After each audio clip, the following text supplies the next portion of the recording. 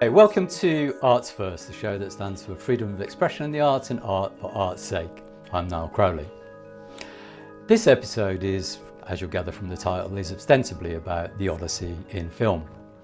We'll look at some of the creative challenges and opportunities faced by filmmakers, those who've chosen to take on this epic poem that inspired the ancient Greeks but predated even them by hundreds of years, we think. Obviously, its influence has cast a long shadow over Western art and literature for more than 2 millennia, and its origins, most likely in oral, semi-improvised song and storytelling, have intrigued academics for centuries, and there's a really interesting body of literature about it. So it's something that's been very much a bone of contention for, or the subject of contention for a very long time. But as the subject of our discussion is film, we aim to take a look in more detail at one film in particular, and that's Jean-Luc Godard's 1963 Odyssey-themed Le Mépris, which in English is Contempt, starring Michel Piccoli, Brigitte Bardot, Jacques Palance and Fritz Lang playing himself. An odd choice, you might say. We'll see. My co-host, Wendy Earle, is away on her own Odyssey, holiday to the rest of us. So she doesn't get to share my wonderful guests today, who are the amazing Maren, Thom, and the fantastic Alex Dale, international superstars, writers, speakers, commentators, actors, comedians, commentators on film, TV and theatre, and presenters of the brilliant podcast Performance Anxiety. I'll put their biogs and links in the notes as usual. Welcome both. Great to have you. Hello.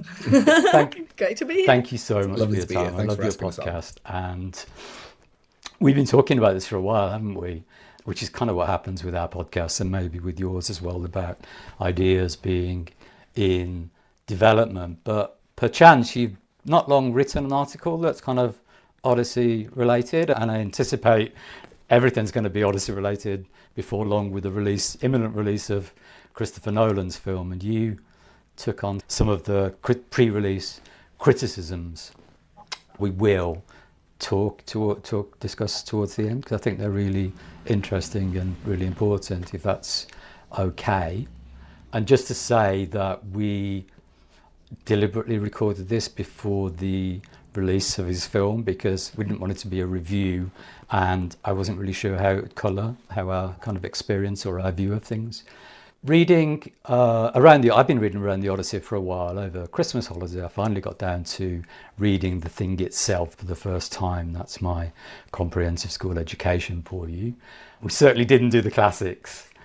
And I was dipping into different translations. I mainly read Daniel Mendelsohn's 2025 version, and he inspired me to dip into other translations as well. I read a bit of Emily Wilson's and the famous Alexander Pope version, but really just getting a sense of it. And it threw up a few ideas for podcasts. Maybe the idea of, or the depiction of, the journey in art and literature, translation itself as a creative endeavour, or even the ancient tradition of improvised oral storytelling tradition, which I'm still very interested in, the origins of the Odyssey. And then, of course, there's film, and who I should talk to then, which is Alex and Maren. So we had a few conversations and we were discussing it, and my first thought really was to compare a handful of Odyssey film adaptations and ask if they worked on screen, or perhaps if they didn't, why not?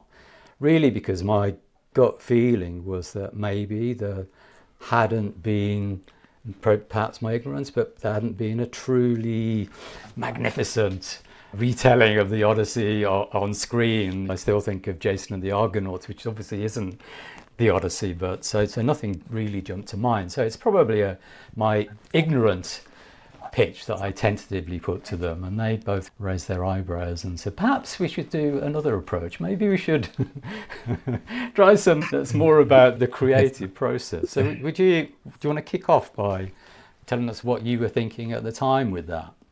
Yeah, well, the idea of compare different versions has its own merits, but you end up basically in a discussion about what you like.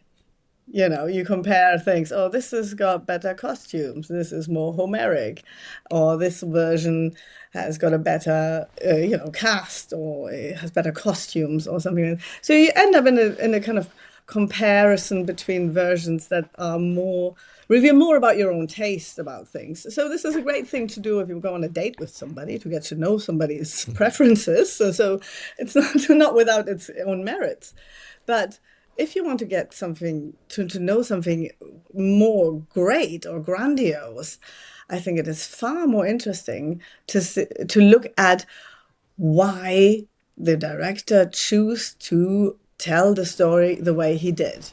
So in a film, you probably can't do like the whole Odyssey because it's mega long.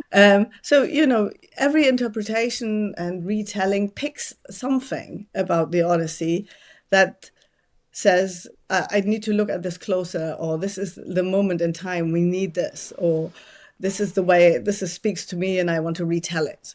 So we need to look at why the filmmaker is doing this version of the Odyssey, how he does it, and what it can tell us about our conditions and how we understand the world today. Why, what is it about today that makes him pick these or make these choices? Yeah, I think if I was going to slightly caricature that argument, or maybe bullet point it, I think it's like, rather than asking what does Jean-Luc Godard tell us about Homer, the more interesting way is saying, what does Homer tell us about Godard? Like, we need to be able to look at it through both ends of the telescope, because people tend to fixate on the source material at the expense of the person who's doing the adaptation. So it's very fruitful to interrogate the process of adaptation itself, the person who's doing it, and why they're doing it. Yeah.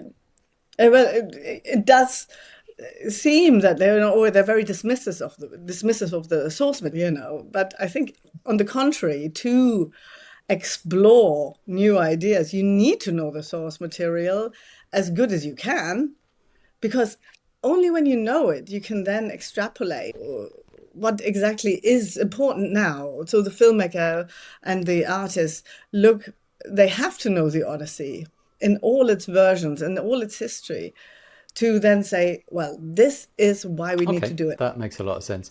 I guess also at the back of my mind, were 2 points, which was that approach you could really talk about any film, or is that how you approach looking at a film? Do you end up being a little bit relativistic? What was the author thinking? And there's still that nagging feeling at the back of my mind is, can you do the Odyssey? Can you put it in film? But that was, I think what you say makes a lot of sense. And the other aspect of it, I think, is the way the Odyssey especially, it makes sense in that if you think about famous poems and opera that have been inspired by the Odyssey or anything else, you do think about Pope's translation, you think about Pope as a poet, or you think about Monteverdi's adaptation of Ulysses, but you wouldn't expect a full translation, would you, or a full adaptation? So that kind of makes sense, I think. What's your misgiving? Yeah, what's your misgiving? Because I think that's right, because it seems to sound dismissive of the Odyssey as a kind of grand narrative, as a meta narrative, as the original. Yeah. So, but I think that's a bit a false path to go down on, because it assumes there's an original. Yeah, when you have in your because you were saying yourself that I imagine, if you put on the Odyssey, it has to look right in my head, but I don't know what you mean by putting on the Odyssey as it lives in your head.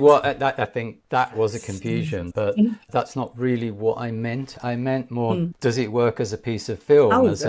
I looked at the Odyssey through surveying it back through history. It was absolutely central to the ancient Greeks that inspired them. And I think what I'm saying is, was there a piece of film that actually does that for us? It doesn't have to, I wasn't saying a true representation of the film, but much more that something that just really works, really grabs you. It's in popular terms, so that Star Wars did in Interesting. 1977, for instance, or the more classic films. Just something that really grabs you. I think the best example is the Lord of the Rings trilogy, the Peter Jackson one, because it was made at a time when sort of the blockbuster was the last big cinema that everybody went to see before after the early 2000s kind of dip into the realm of sequels and franchises repeats and so on. So and the Lord of the Rings is still probably the most watched sort of movies worldwide. That it seems to have been an adaptation that speaks to people in its own terms. Yeah, so when you listen to all these Tolkien fans, it's isn't that a good adaptation of so? It is such a good adaptation that it works in cinema, and cinema is its own thing. So cinema works because it's about scale. You go into a cinema and there's a massive screen, so you need to fill that screen with images and meaning and be in awe. So films show. So reading the Odyssey, you make your own pictures in your head, but films have to show. And so like the Odyssey, the Lord of the Rings is a tale of traveling. It's a monomyth of journey, where the journey is the story, so to speak. The hobbits go to Mordor, and it takes 3 films for the Hobbit to get there. But that's the story. The journey is the story. And that is the Homeric experience of the Lord of the Rings trilogy. And it might be silly, and it might be Hollywood, but it is something that is very, very popular.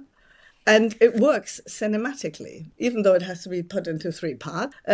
Peter Jackson cut out a lot of by story, understory, and so on, and he introduced story elements so that it works as a cinematic film.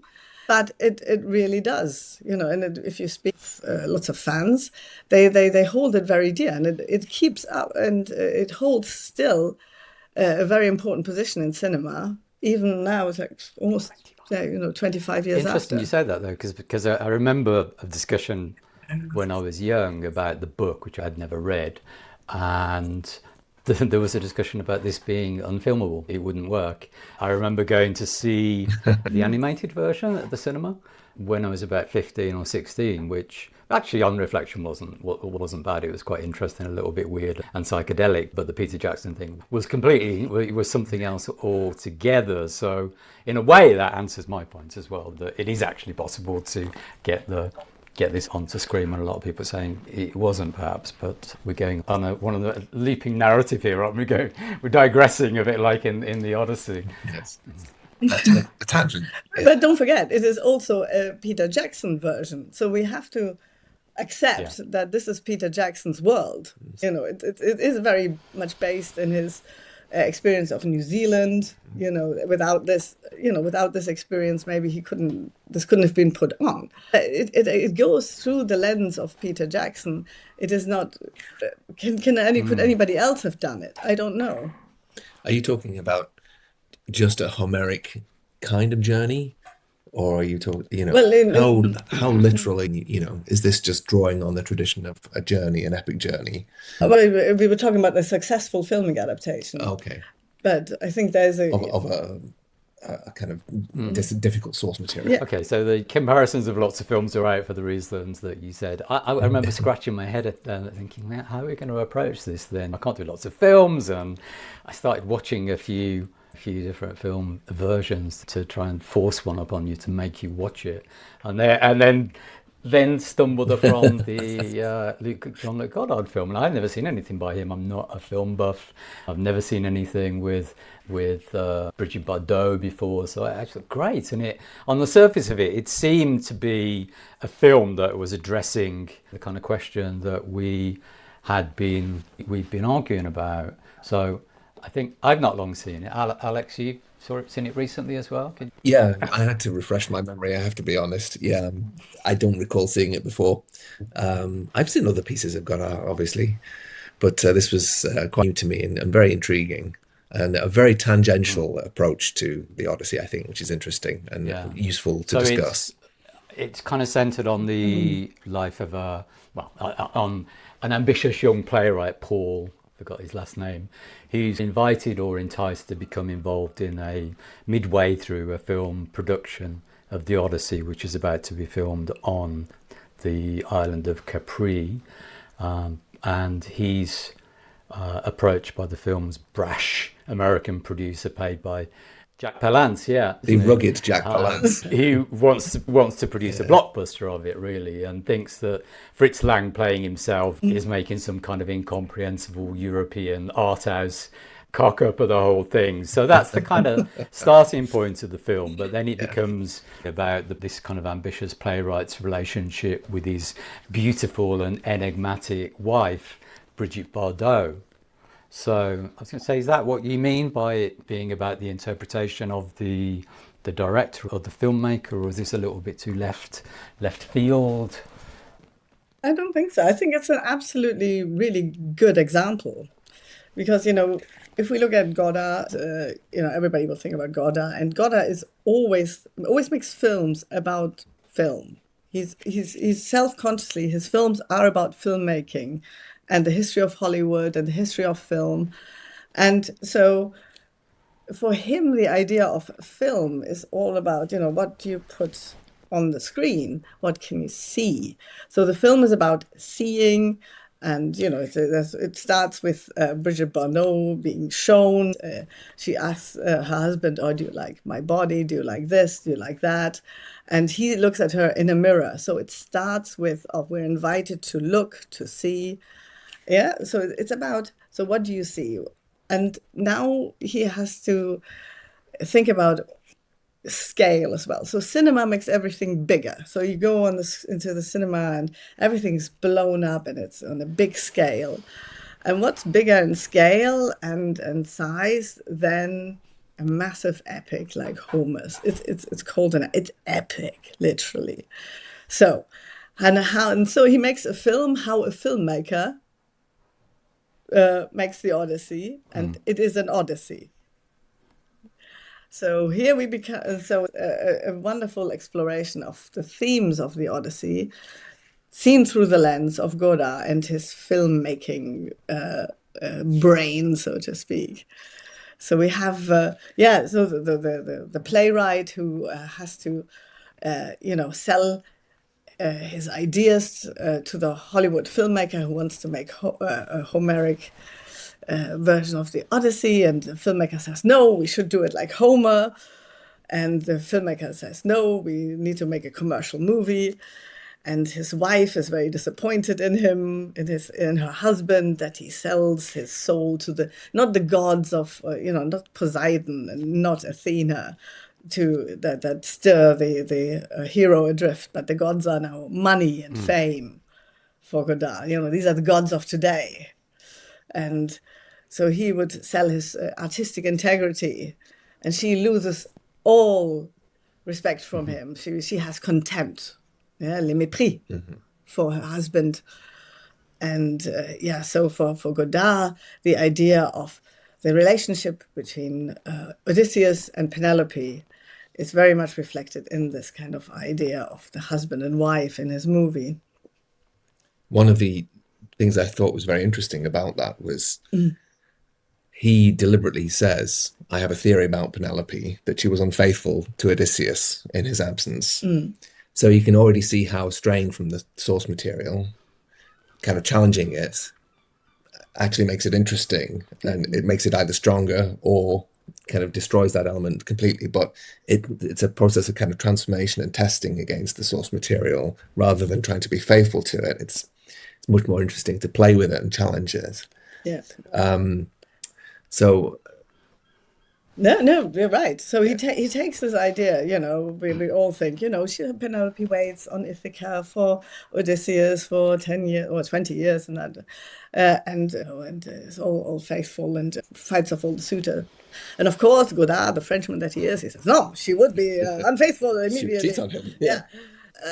In the film, of course, it's his suspicion. Yes. You know, she is not actually, you know, so she does kiss the dog. Yeah, So that's jackpot. So it bounces back on his own relationship, doesn't it? In a way, he takes a cynical. In a way, his way of bridging the gap between the blockbuster and the authentic. Yeah. The Homeric retelling of it, the Artes one, is to create more of a modern psychological drama. And then that bounces back on his own relationship with his wife. And I thought maybe, because it's almost the opposite in a way of Odysseus and in some ways anyway, of Odysseus and Penelope, the idea that Odysseus doesn't want to go home according to the French take. He doesn't want to go home to her, really.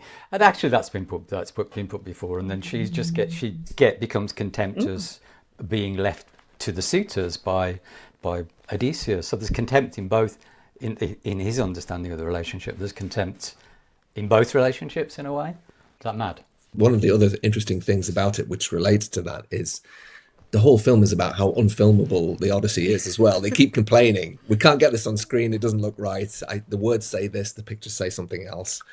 So I think it's very interesting that the Odysseus character becomes very unheroic, and Penelope becomes very unfaithful. So they're always, it's a contradiction from the source material. But I think it's because Godard, actually, because he's got Fritz Lang in this, playing himself, the most famous director, and they say, the American director says, we need Fritz Lang to direct, only a German can understand Troy, because Schliemann discovered Troy. Yeah. And this is something that today wouldn't even work anymore. Nobody knows who Schliemann is today. You know, it's like, but in the 1960s, it was big news. It was like, yes. But also he's got Fritz Lang in there to tell the audience what cinema is. So there's a scene where Fritz Lang says, in the text, the screen, like, it says this, on the screen it looks like this. Yeah. This. Yeah. This. And he has to explain it to the producer. Yeah. You're not going to see what you think you're going to see, because that's adaptation. Yeah. Written image. And so he does it like for idiots. So Godard thinks he has to explain to the Americans or the people who want to take things literally.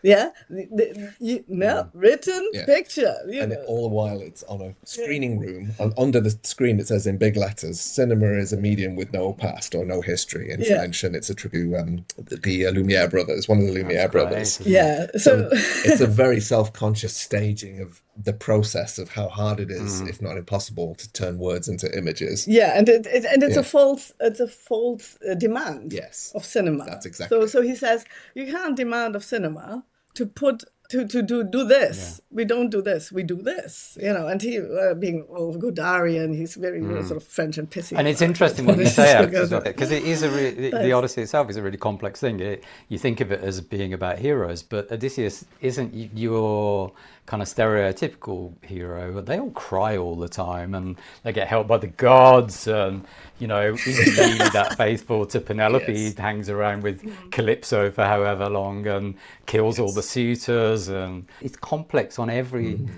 level. So you can't retell it in a way. Any retelling is going to be flat in some way. And Godard picks up on the first question. You know, when you read the Odyssey as a man, he's like, what? Penelope, faithful for 20 years. I don't believe it. You know, and then and now his question is now part of the Odyssey, because the Odyssey is a constant retelling of itself. So there is actually because you were talking about authenticity or something. When does it become authentic? Is it with the Pope version? Is it with we don't know. It's always a retelling of this story. And the best thing we can say is that the Odyssey is the culmination of all these retellings. So Le Mépris is now part of the Odyssey. So in the way that Homer is this, he's also this. So in the way that Penelope is the faithful wife, she's also not a faithful wife. She can be both. So if we were going to be dialecticians about it, we should say, rather than trying to say this is what the Odyssey is, we should say, how is the Odyssey changing, I think? What was it and what is it becoming? So one of the things that changes that is exactly the process of adaptation.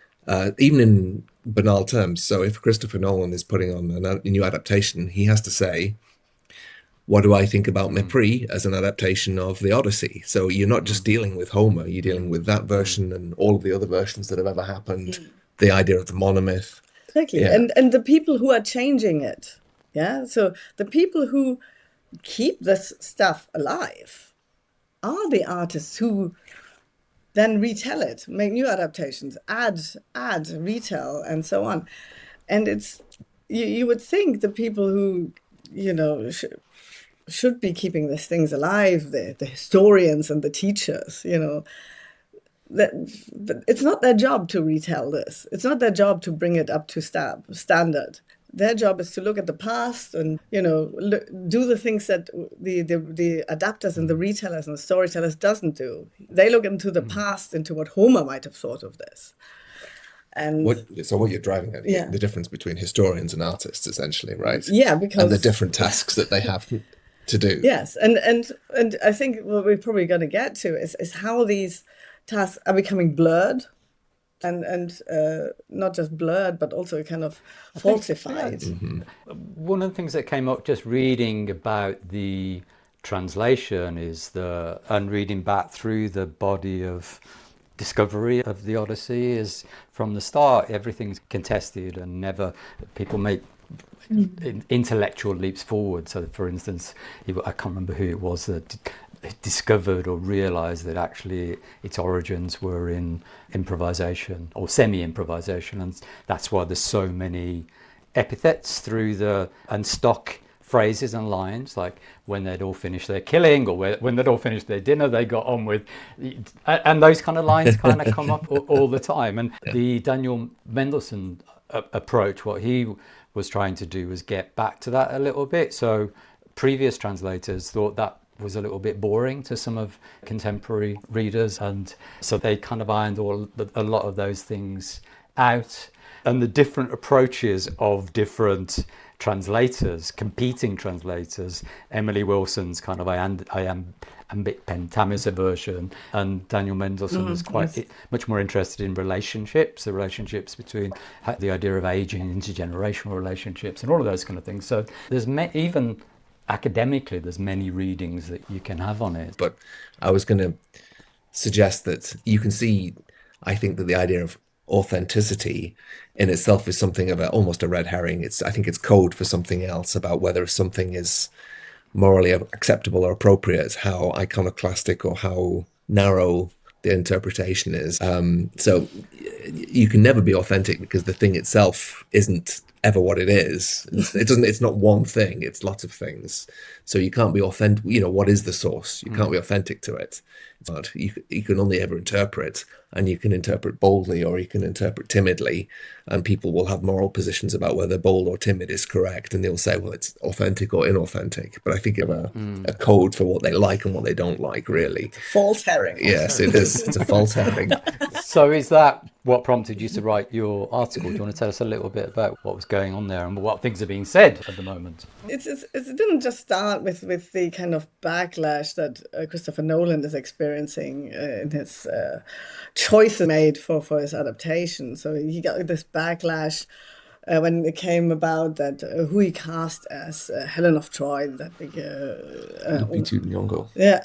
And she was just not Helen-y enough, or the language of his film was too casual, and that the wrong casting, wrong choices. People were offended that it's not according to the tradition of classical literature. But I also read wrong armor, wrong ships, like you name it. Everything about it was wrong. Yeah. Who cares? Yeah. Well, anyway, ever since kind of culture wars have taken over the dialogue and the kind of the ideas around how we should talk about what is good film, what is good cinema, what should it do, and so on. It has become about these kind of really trite questions about, what is authentic, what is good, according to the kind of ideological side you're on. And, you have the kind of historians, because I also wrote about it when Ridley Scott did this adaptation of Napoleon. And all the historians say, this is what Napoleon was like. And you just go, no, it's Ridley Scott's Napoleon. Or, have you never seen a movie before? It's like, so all the historians just, it told me that there's something deeper going on, that when people feeling so attacked about that a film version of their hobby horse is wrong in their eyes, what is going on? There's something greater going on. First of all, you have to explain to people again that film and art is a very, very interesting thing that tells you something more. It takes something old and reinterprets it, gives it new ideas, changes it in the parameters of the world we live in today. So that's what it does, and it brings us further as a culture, because we think about things in new ways. That's what art is for. Even Hollywood movies, that's what they're for. That's people always think, oh yeah, art has to be very academic, but no, it takes us further.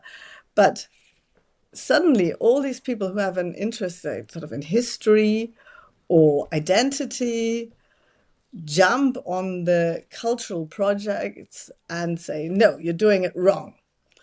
And so first we want to defend the kind of artistic process, what art is for, it is there to expand your mind, not to represent something authentic. It's an impossible task. But to be authentic, to be authentic in that sense, it's not the job of the storyteller, the art maker to do this. It's completely complete anathema. They shouldn't align themselves with a sanctioned picture. Exactly. They should find a new one. Yeah. And on the other hand, we want to find out what is going on that makes these people so precious about these kind of stories. This is my story. You're not allowed to tell it. So. And here we have become, who is making these complaints? So you've got all these identitarians saying, you're not allowed to tell my story, you're not black, you're not disabled, you're not this, that, or the other. And already you can see how absolutely terrible this mindset is, that we cannot explore art, and you cannot explore the human experience as an artist because of your identity. Do you think it comes back to the fear of the blockbuster, the fear of the Jack Palance kind of messing up our history a little bit? People are understandably a little bit precious. But of course, that's what they should do. And it always fascinates me how historians are so freaked out by movies representing history wrong in their opinion. No, Napoleon didn't do this, or Odysseus didn't do that. So how insecure do you have to be as a historian to be scared of a retelling of history? Yeah. So how bad is what a bad shape is history in the academic academy generally? Yeah. What a bad state is academic side of history in, that they are scared by movie makers or reinterpretations. Get your act together. And here's the thing. That's where we should look at that. Why aren't historians pulling the fingers out and just say, no, we're historians, we've got something to say, we've got something to say of value, we're here to do our job and preserve something of value. And as long as they feel sort of guilty about their own subject, I don't think we're going to get very far. Any hopes for or expectations for the Nolan film that probably everyone else has seen but we won't have seen now? Should we keep stum, or I'm quite hopeful it will be at least an enjoyable film. I suspect it won't be as bad as people imagine it will be, or neither will it be as good as people hope it will be. I think it will be somewhere. I really do. I think it will be. What we know about Nolan is he loves big, so it will be huge because it's launching in the IMAX cinema. It's filmed on 17 mil. Filmed on 70 mil. Yeah. It has literally the biggest stars in it. So he's gone big or he's gone home. So he's really gone big. Yeah. He is literally the kind of new Godard in the sense, he wants to bring an epic onto the screen. And so, like Godard's visuals, they were all these kind of wide angles, looking beautiful, something for cinema. Mm-hmm. And Christopher Nolan is also a director who directs for cinema, and the visual landscape it's a cinematic experience. So if you go there and say, oh, these are not the right ships of Homer, maybe you're wrong. What you want to go and see is Christopher Nolan, who's an accomplished filmmaker. He's not an idiot. And people think, you don't know what you're doing. He knows what he's doing. Yeah. And you will get big cinema. You will get big images. And if you are willing to enjoy this, dare to enjoy, dare to enjoy. If you're willing to enjoy it, I think you're going to have a good time. If you go in there thinking, oh, I'm going to just make notes about what it does wrong, then you're a boring person. Stay away. I think, to elaborate on that, we were thinking about the Enlightenment, I think, in relation to the Odyssey, particularly because we are now asking what we think is a good way of adapting the Odyssey. But at what point in history would that question have been raised in that kind of self-conscious, reflexive manner? So would Homeric bards have been asking themselves, what's the correct way of interpreting? They wouldn't, right? So there's a definite point in history where the question suggests itself that I'm going to free myself from tradition, and I'm going to dare to know, and I'm going to dare to interrogate what this means for me. But as we were chatting this through, we were like, that's fine, but people who want to go and see this film, this is not an Enlightenment project. What they need to do is enjoy it. So they need to dare to enjoy. It's like we need an enlightenment of enjoyment. Like people need to remember how to enjoy cultural things, cultural artifacts. I think for me, two things just to sum up is he's a great storyteller, and it's a great story.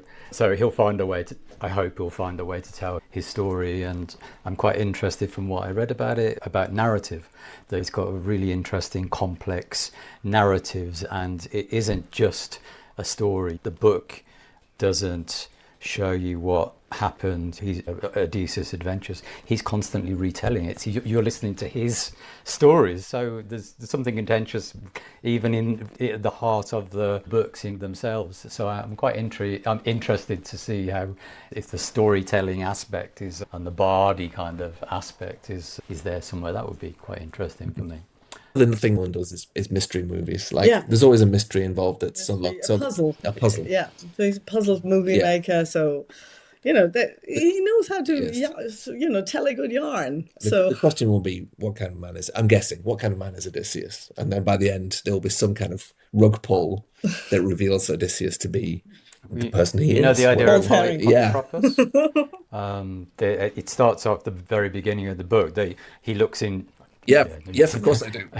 Someone who looks in many directions, or he's a bit of a shapeshifter, he's neither one thing or the other, and that's a really intriguing and interesting. But thank you so much. That's really good. So can we expect a review, or is that too much to ask? Oh, we have to, don't we? I look forward to seeing the film and your review. Thank you very much. Thank you for having us. Thank you. Thank you for listening to Arts First. You can subscribe for free and listen to all of our episodes at our Substack website. You'll find that at artsfirst.uk. There you'll find relevant links, images, programme notes and other resources, and of course our donations page. You don't have to sign up for access, but if you do, you'll be kept informed of new episodes and articles as they come out. You can also listen to episodes on Spotify and Apple Podcasts and on our YouTube channel. If you like what we do, enjoy our podcasts, agree with some of our concerns on freedom of expression in the arts, for example, then we'd really appreciate any support, ideas and feedback. Tell your friends, share our episodes, sing our praises on social media. But for now, many thanks, and we'll see you next time.